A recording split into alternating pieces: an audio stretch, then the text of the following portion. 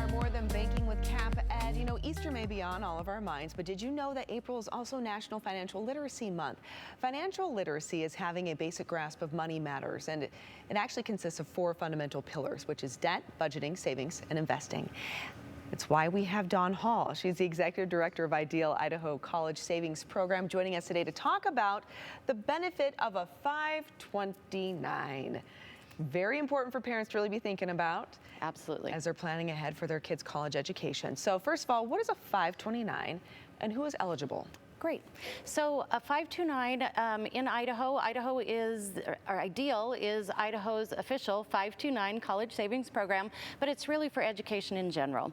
It can be used for a lot of different things, so we'll talk about that in a minute. But basically, we have been around for almost 25 years helping Idahoans pursue their dreams of higher education, whatever that may look like for them, and without burdening debt. That's so important. Yes. So anyone can open an account for anyone. It can be yourself, it can be a child, a grandchild, or it can even be a non-relative. So the account owner just needs to be 18 years of age, and the beneficiary can be any age, of course.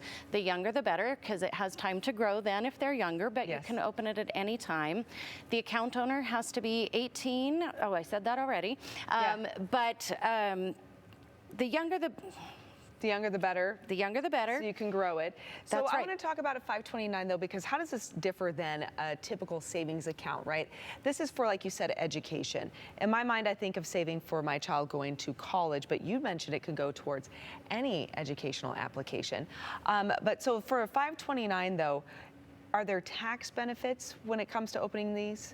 Yes, there sure are, and a great way to think of it is it's like a Roth IRA, but for education. So that's one of the ways to kind of think about it in shorthand. So in Idaho, if you're an Idaho taxpayer, you can get up to $6,000 for a single filer for your contributions in as a tax deduction, $12,000 if you're filing jointly, and then the growth on the account is state and federal tax-free as long as you use it for a qualified education expense. So it's a great way to save versus either taking out a loan on the back end or just putting it in a savings account, because you don't get those tax benefits that way. Okay, so that's like the big differentiator if you between just opening a standard savings or doing something like this that is education forward.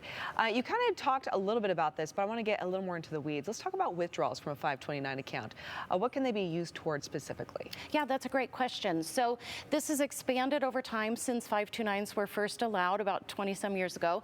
Now you can use them for K through 12. Now that's tuition only. And then at the higher education level, you can use them for 2-year and 4-year colleges, universities, apprenticeships, trade schools. And at that level, you can use it for tuition, room and board, books, supplies, computers. So even if you get a scholarship like a launch grant or something like that, you can still use these for those other expenses that you have that are related to higher education. Additionally, you can use it to pay off $10,000 of student loans. And as of 2024, if you don't use it for any of those other things, you can roll it into a Roth IRA. Really? Yes, so you can use it for your retirement. Oh, that's fantastic. It's a great benefit. I love that, especially as a parent who's trying to save for their children going into higher education. I think that's kind of always that pause where parents are like, I don't want to really find an investment account for education specifically, because what if my child does get a full ride? Then what? Then that money sits in there and then somebody else has to use it. No, you can actually take that and that child can still benefit, because then you can roll it over to a Roth. Correct. You can also change beneficiaries if you have another child in that case.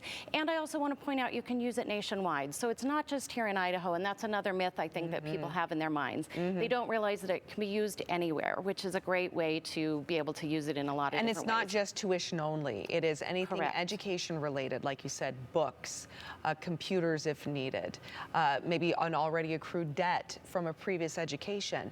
That's amazing. Yeah, it's a wonderful benefit. Okay. All right. So how do the parents, I mean, I know we're talking about really quick that the sooner you start one, the better, but there's no better time than the present. Absolutely. Right? That is exactly right.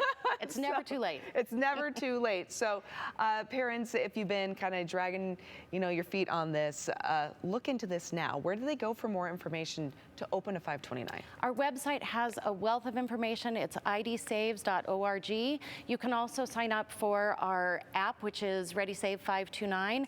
And our field rep, Nick Theros, does regular website or webinars where you can get more information. And that also you can sign up on our website, idsaves.org. Wonderful, Dawn. Thank you so much. Thank Really you. appreciate it. Such great information. Okay.